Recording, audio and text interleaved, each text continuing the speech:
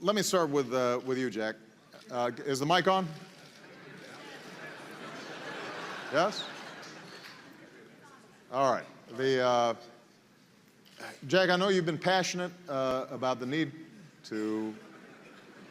Something's going on here. Huh? Is it working? Okay. I know you've been passionate about the need to fight climate change. I want to get a sense from you of why you think it's so important. I also want to get a sense of why you think it's so important that business has a role in this process. And I know that in addition to the work that you've been doing with nonprofits, recently you've also been in conversations with Bill Gates about potential of really turbocharging investment in research and development around clean energy, and we may be able to make some announcements about sort of this mission innovation in Paris. Give me a sense of how it looks to you from the vantage point of one of the most successful and largest e-commerce organizations in history. Thank you, President. Well, it's not the passion, it's the concern and worry. When I was 12 years old, I went to swim in a lake, and I was almost dying in that lake because the water was too deep, much deeper than I thought. But 5 years ago, I went that lake again. The total lake was dry. A lot of people have a disease. And the second concern, I have young colleagues died of cancer. 20 years ago, very few people have heard about the cancer, the word, but now most of the families, my friends, they have people have cancers. So if we've been working so hard, if we work so hard and put all the money in the hospital, buy medicine, it will be a disaster. Why we should working? So if without a healthy environment of this earth, no matter how much money you make, no matter how wonderful you are, you have a bad disaster. So it's the concern we have. So we started 6 years ago, put 0.3% of the money of the total Alibaba revenue on encouraging, enable all the young people to find creative ways to solve the problem. And I think the money is always not enough, but the money we use try to wake up people's consciousness. Should know that the climate change problem. They should agree that the water is a problem, the food is a problem. So that is what we think. And after we're doing that, we think, because what Alibaba believes is, where is the opportunity? The opportunity always lies the place where people worry. If you solve the worry problem, that's the greatest opportunity you have. So after 5 years, we find this is a huge chance. So as you said 2 weeks ago, Bill Gates called me about inviting me, join the force together, investing in the clean technology. I think it's a fantastic idea, and I think it took me and the company believe this is something that we can do the contribution. As I say, we are not a big company. Compared to 15 years ago, we are big. But compared to 15 years later, we are small. But if we do not care about this earth, we do not care about the water, food, the environment, I think nobody can survive, whether you're big or small. So this is the concern. This is the worry I have. Excellent. Now you mentioned the need for continuous innovation in this area, and that's why we have Aisha here. And Jack remembers when he was starting a company. Aisha's sort of at that early stage, but as an engineer by training, you had an idea that could both do well and do good. So tell us a little bit about what your idea was. Tell us about salt, and what lessons have you learned as a young entrepreneur in terms of making an impact? Okay, so first of all, let me take this opportunity to express my deepest appreciation for allowing me to sit with you, Mr. President, Mr. Ma, to share our advocacy and mission with SALT, and of course tackle on a more serious matter like climate change. It's really, truly an honor. So my brother and I founded SALT, so it's Sustainable Alternative Lighting. And our main advocacy is we wanted to address the light inequality gap, first in the Philippines, by focusing on the people at the bottom of the pyramid, because it comprises of about 15 to 20% of the country's population. Now, most of these families live on island communities, and they are not connected to power grids. So they mainly use kerosene and fuel-based lamps as the main source of lighting. And we know the danger that kerosene lamps poses. It can cause fire accidents, it emits black carbon. So that's the main reason why what we want is we wanted to provide these people a lighting option that is more cost-effective, more safe, more sustainable and environmentally friendly by a way of a lantern that uses saline solution or ocean water as a means a catalyst to generate electricity. In turn, it will be able to power up LED and, of course, power up a USB port where you can also charge low-power mobile devices like your phones. Very essential during emergencies, especially disaster scenarios. So that's how we're trying to, of course, contribute in terms of the climate change. We are starting with the lamp. And what we see, the huge impact that we'll be able to contribute is when we try or when we dive into developing like a large scale for the technology that we have. Just imagine if you'll be able to power up a whole island using the ocean water.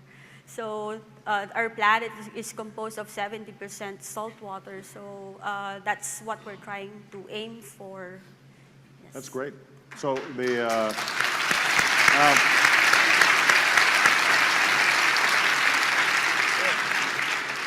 just to be clear, Aisha, so with some salt water, the device that you've set up can provide, am I right, about 8 hours of Yes, lighting? 8 hours of lighting. And all you need to do is you just have to replenish the saltwater solution, and then you'll have another 8 hours of And the lamp operating is $20, roughly? Around $20. Around $20, and it will last you for? There's a consumable inside that you have to change every now and then. So the main explanation, the main science behind the lamp is it's a chemical reaction. Right. You're trying to convert chemical reaction into energy. Right. So there's something inside that you have to change, but you only have to change that like 6 months if you're using the lamp 8 hours a day, every day. And that only costs the consumable part around $3, $2, $3. So you're just going to sustain the lamp. You just have to spend like $6 annually, and that's, Which means that you potentially save even within a certain amount of time. You're already saving enough on kerosene to have paid for the lamp, and then from that point forward, basically, you're getting a modest amount of, but important amount of electricity. Yes. That you can use for a wide variety of purposes. yes. So I think Aisha is a perfect example of what we're seeing in a lot of countries, young entrepreneurs coming up with leapfrog technologies. In the same way that in large portions of Asia and Africa, you know, the old landline phones never got set up. People just went straight to mobile. And obviously, they're buying stuff through Alibaba on there all the time. But the point is that they did not have to make some of the massive infrastructure investments. This is part of the reason why the old idea of development and environmental sustainability, I think, is outdated. It does raise the issue, though, of how we can do more to support young entrepreneurs like Aisha. And Jack, you have the benefit of having been on both sides of the equation. Early entrepreneur, scratching and clawing to get things done, and then now obviously a very successful businessman. How can both government and larger companies be assisting in creating the kind of climate for innovation that encourages young entrepreneurs like Aisha? Yeah, government is simple, just reduce the tax or no tax for these guys. There you go. Well, You got a lot of cheers from your fellow CEOs. yeah, but I think I feel so excited by hearing the story. Startup for entrepreneurs like a baby. And I have 5 babies so far, experienced father. Do you love them all equally, or is there? Yeah. Do you have some favorites? You shouldn't say that. I do. You know, Alibaba, Alipay, Taobao. You know, these are the kids that I have. But one thing, my advice, we just had a discussion at the back office that nobody can help you. We can only help ourselves. Investors, government, and partners, they are uncles and aunties. You are the father. You are the mother of the kid. Don't give up the kid. Because when we start up talking about our kid, our passion, it all sounds crazy. But you are the guy, take care of the kids. But what we do is that we are a platform. Our job is to enable. On the 11/11 day, we sold $14.5 billion, and this year we got like $500 billion sales totally on our platform. We do not sell anything. We empower others people to sell. So our platform is to empower the small business to realize their dreams. Company like that, we have a company that is, they have an APP helping trucks because the truck logistic, they normally deliver things from this city to that city full of packs. But when we come back, all empty. So the applications try to making sure all the truck drivers can find the resources. So our technology and platform try to empower this company. And last year alone, they saved $1.5 billion US fuel because of the thing. So I think using the technology in innovative ways, and all other things, big companies, it's difficult for big companies to keep the innovation keep on. The innovation is always outside your company. So for us, when we see companies like that, we're excited, we put the money inside, we're using technology, and we also promote them on our platform if they are environment friendly. Thanks. Yeah. Aisha, what have been the biggest challenge for you in terms of scaling up? You've got a technology, you feel confident that it can work. She's won, by the way, a lot of prizes and gotten a lot of attention, so this is not like one of those infomercials where you order it and you can't make the thing work.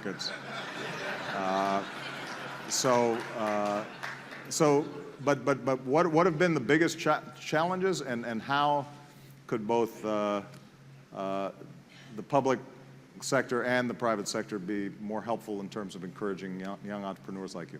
Well, based on our experience, I guess what we need here is like a support system, because we have the passion.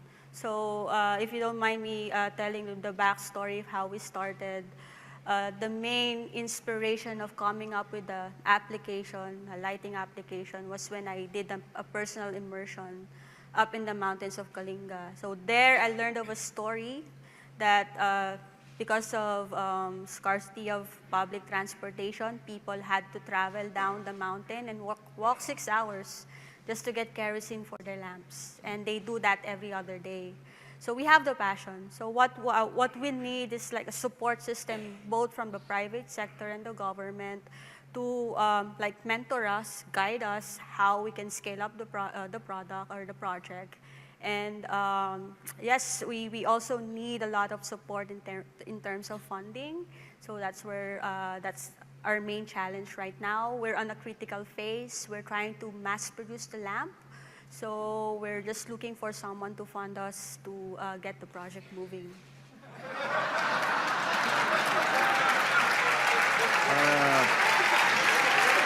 I'm just saying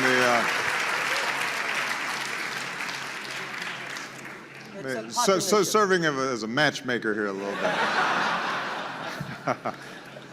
But a couple of things, and I know we're running out of time, but I just want to comment on. First of all, I do think that there's a role to play for government in providing tax incentives for the production of clean energy. What's been interesting, if you look at solar, for example, heavy subsidies on the front end, but because of the trend lines in reducing the costs per BTU coming out over the last several years, it's exceeded many of our expectations. and increasingly the subsidies become less and less necessary. So early phase, Yeah. you may need some support. Over time, less support. A second area, Jack, where I do think that the government has an important role to play, and I think you wouldn't disagree with this, is on basic research and development. Yeah. Most of your businesses, the people in this audience, you have an R&D budget, but oftentimes it's commercializing a technology that's relatively proven, tweaking it, where governments can do what it's hard for companies to do, is to that front-end basic research that doesn't have necessarily an immediate payoff, but will then serve as the laboratories for young people like Aisha to discover, based on that basic research, I've got a new idea and I can do something else. And that's, in fact, how the internet came about, in part, was a combination of incredible innovation, but also some basic government funding that had come in on the front end. But the thing that I maybe want to ask you, Jack, sort of in closing, is whether you think that other businesses that you're interacting with and dealing with, particularly in the APAC countries, feel this same urgency that you do, or do you think that you're still an early evangelist for this and you have to persuade others a little bit more? And the reason I say that is because I think China's an interesting example. Like the earlier patterns of England or the United States, when a country is growing rapidly, it doesn't pay a lot of attention to the environment. As it enters into sort of middle income status, suddenly people start looking at cancer rates, they start looking at the air, the water, and you become more conscious and that that's a good, a value that we have to price and care about. And I'm wondering whether you think your fellow business leaders are seeing that same kind of transition and opportunity in this region. Yeah, I think I take China, for example. I think today, because of the air in Beijing, the smogging, it caused attention and government and all the business changed a lot in the past 4 years. I just came back from Beijing 4 weeks ago. My throat was painful. And I think we organized called a Paradise Foundation. I invited 45 business leaders in China. All joined, all put the money inside. And we think that there are a lot of things business should do. It's too late to complain whose fault. Whether your fault or my fault, let's solve the problem together. It's the combined work of government, private sectors, scientists, and sociologists and philanthropists. We have to work in together. So I think the thing is that how we can work in a way more efficiently. I believe always you should have a philanthropic heart inside, but business away, because you have to get the things down. That is why scientists tell us how to do properly. Business should tell us how to get things done efficiently, and government should have the good environment and foundations of researching. And also we need a lot of media guys to tell people how we do it.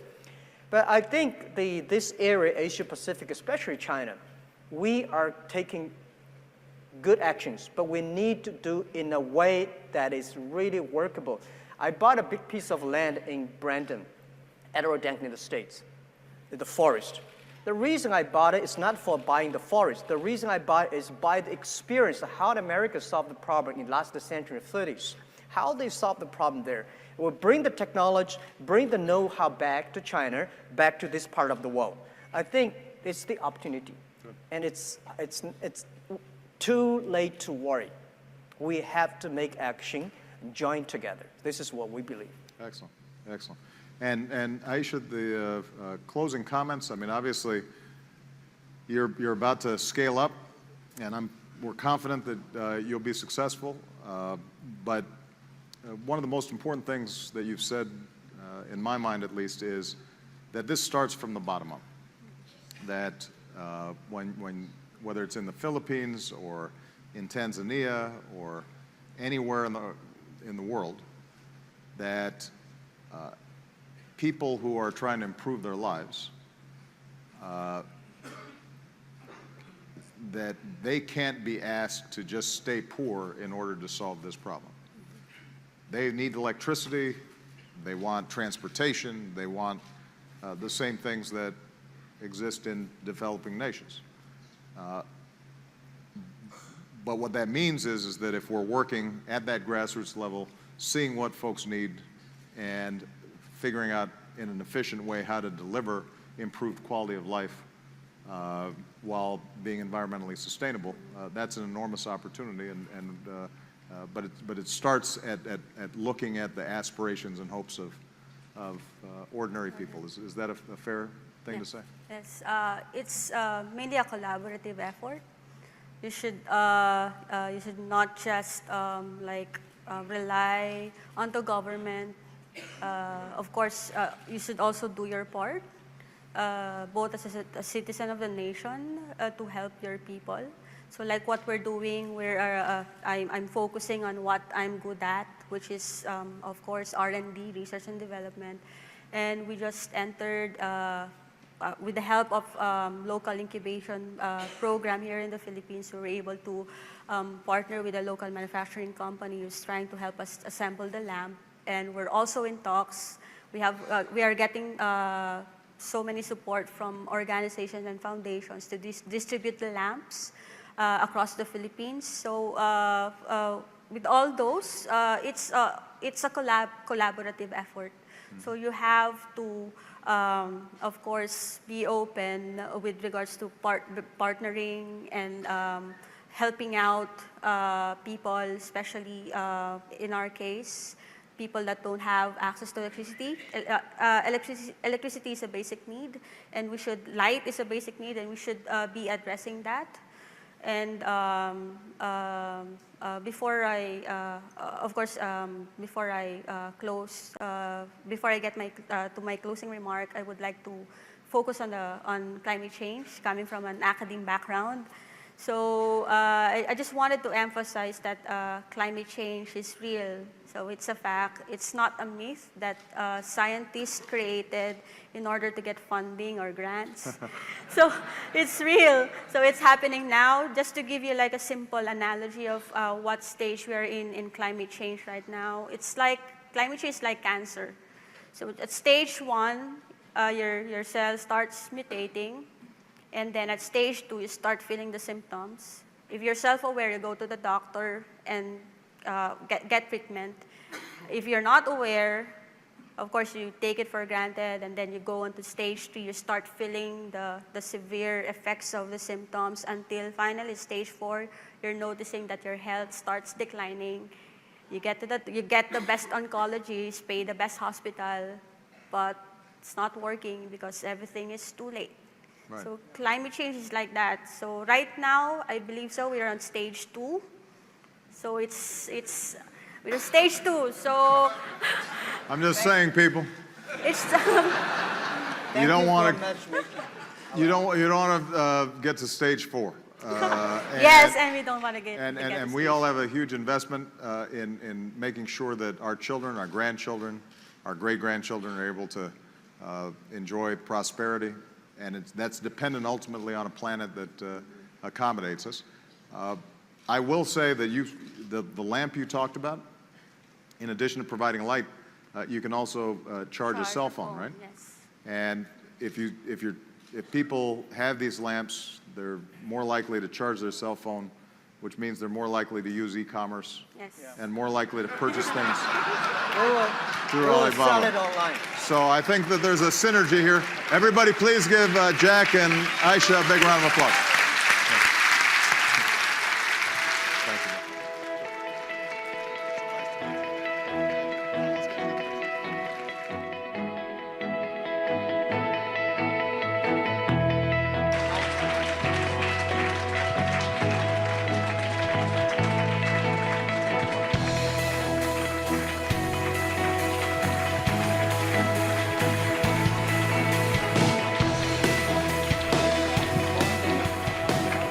That concludes this session.